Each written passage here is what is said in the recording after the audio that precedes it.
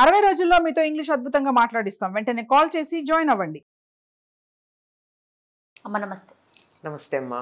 మనం ఇంట్లో మన ఇంటికి వచ్చిన వారికి ఇతరులకి మన పూజ గదిని చూపించొచ్చా? పూజ గదిని చూపించటంలో సమస్య ఏముందమ్మా? నేను ఏ దైవాన్ని పూజిస్తున్నానో దాన్ని చూపించటంలో సమస్య లేదు. కాకపోతే చాలామందికి దాన్ని చాలా జాగ్రత్తగా ఇతరులకు కనపడకుండా పెట్టుకునే పద్ధతి ఉంది. ఇంకా నేను ఈ ప్రాంతాల్లో కొన్ని చోట్ల నేను చూసింది ఏమిటంటే, పూజ గది ఒకళ్ళో ఇద్దరో మాత్రమే ప్రవేశించే అంత చిన్నది మాత్రమే ఉండాలి అని, ఎప్పుడూ దాని తలుపు వేసి ఉండాలని చెప్పడం కూడా నేను విన్నాను. అలాగే ఉంటాయి కూడా. చూసి అసలు పూజ గదిని చూస్తే వీళ్ళు ఇక్కడ కూర్చుని పూజ ఎట్లా చేస్తారని నేను ఆశ్చర్యపోయిన సందర్భాలు కూడా ఉన్నాయి కొన్ని ఇళ్లల్లో.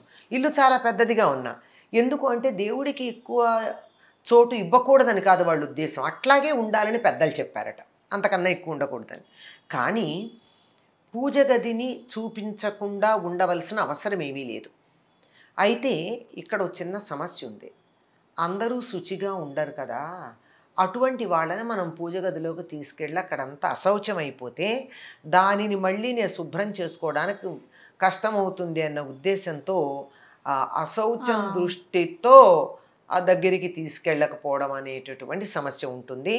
కానీ శుచిగా ఉన్నారు అని మనకి నమ్మకం ఉన్నప్పుడు, శుచిగా ఉన్నారు, వాళ్ళల్లో ఎటువంటి ఇప్పుడు లోపం అంటే ఇది శారీరకంగా లోపం కూడా కాదు. ఇప్పుడు ఆడవారు ఉన్నారు, అలాంటి సమస్య ఆడవాళ్లే కదండి. ఇప్పుడు మగవాళ్ళు కూడా బయటికి వెళ్ళొస్తారు. ఎక్కడికి వెళ్ళొస్తారు? హాస్పిటల్లో ఉన్నారు, 4 శవాలు చూసి వస్తారు. అవును. ఇప్పుడు వాళ్ళు డాక్టర్లే కాదు, మామూలుగా మనం కూడా ఎవరినన్నా పేషెంట్ చూడడానికి వెడితే అవన్నీ చూసి వస్తాం. అది వెంటనే దాని బట్టలు తడిపేసుకుని ఆ బట్టలు మార్చుకుంటారు చాలామంది, సంప్రదాయం తెలిసిన వాళ్ళు. కానీ అలా మార్చుకోనక్కర్లేదు, నేనేం చేశాను, నేనేం శవాన్ని ముట్టుకున్నానా అనేటటువంటి వాళ్ళు ఉన్నారు. అట్లాంటి వాళ్ళు ఎవరైనా ఉంటారేమో అని, అటువంటి వాళ్ళని సోకినటువంటి వాళ్ళు ఎవరన్నా మన పూజ గదిలోకి వస్తారేమో అని చాలామందికి భయంగా దాన్ని చూపించకూడదు అని అంటారు. అంతే తప్ప ప్రత్యేకించి నియమం ఏమీ లేదు. నియమం ఏం లేదు. ఇంకోళ్ళు చూడకూడదని ఏముంది? నేను దేవుడు సర్వాంతర్యామి, అందరికీ చెందినటువంటి వాడు.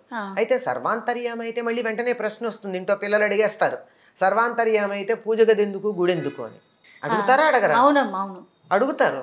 ఎందుకు అడగరు? కానీ సర్వాంతర్యమే కానీ ఆయన విభూతి ప్రకటమయ్యే చోట్లు కొన్ని ఉంటాయి. ఎట్లా అంటే వైఫై అంతా ఉంది కానీ నా సెల్ ఫోన్లోనే ఎందుకు కనపడుతోంది? అది అన్ని చోట్ల ఉన్నది అంతా ఉంది కదా, వైఫై లేని చోట్లేదు కదా, మరి నాకు కనపడదేమది? సర్వాంతర్యామి వైఫై. ఓన్లీ ఫోన్లోనే తెలుస్తుంది, ఫోన్ వల్ల తెలుస్తుంది, లేదా కంప్యూటర్ పెట్టుకుంటే తెలుస్తుంది. మిగిలిన టైంలో తెలియట్లేదు అంటే ఏమిటి? నా ఇంట్లో నా పూజ గది సెల్ ఫోన్ లాంటిది, అక్కడికి వెళ్ళి నేను వైఫై ఆన్ చేసుకుంటా, I can connect to it. గుడికి వెళ్తాను, పెద్ద కంప్యూటర్ లాంటిది, అక్కడికి వెళ్ళి నా వైఫై ఆన్, అక్కడ వైఫై రెడీగా ఉంది కనుక నేను కూడా నా పాస్వర్డ్ చెప్పుకుని దాన్ని ఆన్ చేసుకుంటా. దేవుణ్ణి ఆయనకి సంబంధించిన నామమే పాస్వర్డ్, అంతే. ఆ నామంతో అది చక్కగా ఓపెన్ అప్ అవుతుంది. I can connect to it and I get all the vibrations and energies from that. నా దీంట్లో కూడా అలాగే. కాకపోతే ఇప్పుడు మరి ఈ సరిగ్గా లేని వాళ్ళు అని అన్నాం కదా, ఎవరైతే ధైర్యంగా మేము ఫలానా చోటు నుంచి వచ్చామండి, పూజ గదిలోకి రాము అనేటటువంటి వాళ్ళు ఉంటే మనకంత నిజాయితీగా ఉన్నవాళ్ళు పర్వాలా. అట్లా కాకుండా ఏమనుకుంటారు, నేను హాస్పిటల్ నుంచి వచ్చానంటే, ప్రయాణం చేసి వచ్చానంటే, ప్రయాణం చేసి నేను అక్కడ రైల్లో 4 సార్లు టాయిలెట్కి వెళ్ళాను, వచ్చి ఇంకా కాళ్ళు కడుక్కోలేదు, మొహం కడుక్కోలేదు, అయినా సరే నేను వెళ్తాను అని అనేటటువంటి వాళ్ళు ఉండొచ్చు. అందువల్ల కొంచెం దూరం పెట్టడం తప్ప, శౌచం పాటించటమే తప్ప మరొకటి కాదు. అందుకని ఏం చేస్తున్నారు చాలామంది, మన దేవుడి గదికి తలుపులు పెడుతున్నారు. ఆ తలుపులు పెడితే లేదు పర్వాలేదు నేను లోపలికి అడుగు పెట్టచ్చు అనుకున్నటువంటి వాళ్ళు తలుపులు తీసి లోపలికి అడుగు పెడతారు, లేనటువంటి వాళ్ళు అక్కడే ఉండిపోవడం అన్నది జరుగుతూ ఉంటుంది. ఈ నియమాలు ఒకప్పుడు అందరూ జాగ్రత్తగా పాటించేవారు గనక దేవుడి గదికి తలుపులు అవసరం ఉండేవి కాదు ఒకప్పుడు. ఇప్పుడు మరి ఇలా పాటించడం అన్నది కొంచెం ఎబ్బెట్టుగా ఉంది. పాటించే వాళ్ళని తప్పుపడుతున్నాము, అక్కర్లేదని వాదించే వాళ్ళు ఉన్నారు.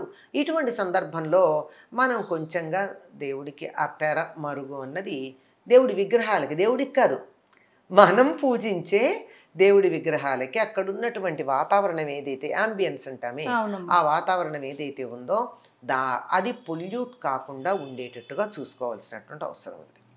అంతకన్నా మరొక కారణం ఏం కాదమ్మా. అంతే తప్ప మన విగ్రహాలను లేకపోతే మన పూజా మందిరాలను ఉమ్. చూడటం వల్ల లేకపోతే మన పూజ చేసే విధానాన్ని చూడటం వల్ల ఎటువంటి ఇబ్బంది ఉండదు. ఏమీ ఉండదమ్మా. పెద్దలు దీని గురించి ఏం ఏం చెప్పలేదు. చెప్పలేదు. ఎవరు చూడకూడదని ఎందుకన్నారు? అందరికీ సంబంధించింది కదా. పూజ అంతా అయ్యాక ఏమంటున్నాం? లోకా సర్వ సుఖినో భవంతు అంటున్నాం కదా. ఉమ్. అందరూ సుఖంగా ఉండాలని చేసేటటువంటి పూజని ఎవరు చూడకూడదని ఏముంది? అందులోనూ మనం ఇప్పుడు వినాయక చవితి లాంటి పూజలు చేస్తే మూడు మందిని కలిసి చేస్తాం. అవును. అందరం సామూహికంగానే చేస్తాం కదా. అంటే అవి మంటపాల్లో కదమ్మా. మంటపాల్లో ఇంట్లో కూడా, ఆ, ఇంట్లో రోజు ఎవరికి వాళ్ళు ఒక్కళ్ళే పూజ చేసుకున్నా, మరి వినాయక చవితి నాడు ఇంట్లో సభ్యులు ఎంతమంది ఉంటే అందరం కలిసి పూజ చేసుకుంటాం కదా. ప్రత్యేకంగా చేసేటటువంటి పూజలన్నీను. అట్లాంటి చోట అసలు వీళ్ళు వాళ్ళు చేయకూడదని ఏమి లేదు. అయితే మీరు అన్నట్లుగా అక్కడికి ఏమవుతుందంటే, ఈ కంప్యూటర్ చెప్పుకున్నాం కదా, కొంచెం వైరస్ సోకినట్టు అవుతుంది, అంచేత మళ్ళీ ఫార్మాటింగ్ చేయించుకోవాల్సి వస్తుంది. అందుకని జాగ్రత్తగా ఉండమన్నారే తప్ప వేరే రకాలైనటువంటి సమస్యలు లేవు. భగవంతుణ్ణి అందరూ దర్శించుకోవచ్చు. మీరు పూజ చేసే దేవుణ్ణి కూడా అందరూ చూడడం వల్ల వచ్చేటటువంటి దోషం ఏమీ లేదు. కేవలం శుచి శుభ్రత అనే అంశం మాత్రమే. అంతే అంతే, అంతకన్నా ఇంకేం లేదు. అమ్మా, వస్తువుల విషయానికి వచ్చేసరికి కొన్ని ఇరుగు పొరుగు దగ్గర నుంచి తీసుకోవచ్చు అంటారు, కొన్ని తీసుకోకూడదు అంటూ ఉంటారు. అలాంటి వస్తువులు ఏమైనా ఉన్నాయా? తీసుకుంటే ఏమవుతుంది? అసలు కొంతమందికి అపరిగ్రహము అని ఒక నియమం ఉంటుంది.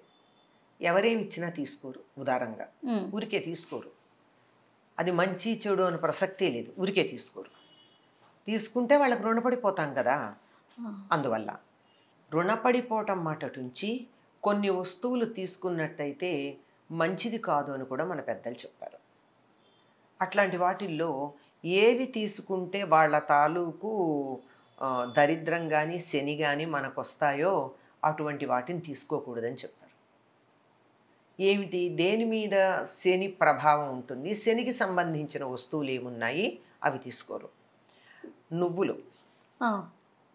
నువ్వులతో చేసింది కానీ మరొకటి కానీ నూనె, సాధారణంగా నువ్వుల నూనెకే వర్తించాలి ఇది, కానీ అన్ని నూనెలకు కూడా వర్తింపచేస్తారు. నూనె, నెయ్యి, తరువాత ఉప్పు, బెల్లం, ఇనప వస్తువులు, ఇట్లాంటివి అవతల వాళ్ళ నుంచి మనం తీసుకోకూడదు. ముఖ్యంగా చేత్తో తీసుకోకూడదు. ఓహో, ఎందుకు చేత్తో తీసుకోకూడదు అంటే నాకు ఒక సమన్వయం కనిపించింది. ఇవన్నీ కూడా రక్తంలో ఎర్ర కణాలను అభివృద్ధి చేసేవి. నువ్వులు కానీ బెల్లం కానీ అంతే కదా.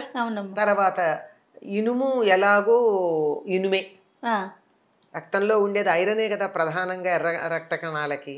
ఆ రక్తానికి ఈ పుచ్చుకున్న వాళ్ళ రక్తానికి మధ్య ఏదన్నా ఒక కండక్టర్ లాంటిది ఉండి తద్వారా అక్కడి నుంచి నెగిటివిటీ ఇక్కడికి రావచ్చు. ఇది నాకు తోచిన సమన్వయం. కానీ పెద్దలు చెప్పింది ఏంటంటే శని దానికి అధిపతి గనక వీటికి, దీనికి నువ్వులకి, ఇనుముకి, ధాన్యాల్లో నువ్వులు, లోహాల్లో ఇనుము, అలాగే నల్లని వస్త్రాలు, నలుపు రంగు ఆయనకి ఇష్టం, నలుపు, ముదురు నీలం, ఇట్లాంటి వస్త్రాలు, ఇలాంటివి ఇతరుల నుండి మనము తీసుకున్నట్టయితే వాళ్ళ దగ్గర ఉన్నటువంటి శని ప్రభావం ఏదైతే ఉందో అది మనకి వర్తిస్తుంది అని చెప్తారు. అందువల్ల తీసుకోరు. ఇంకా ఏమిటంటే కొన్ని వస్తువులు ఊరికే తీసుకోకూడదు. పైగా కొన్ని వస్తువులు అసలు అప్పుగా అసలు తీసుకోకూడదు. ఉదాహరణకి మన ఇంట్లో పెరుగు పూర్తిగా అయిపోయింది, పాలున్నాయి, పక్కింటికి వెళ్ళి నేను తోడు పెట్టుకుంటాను కాస్త పెరుగు ఇయ్యని అడగకూడదు.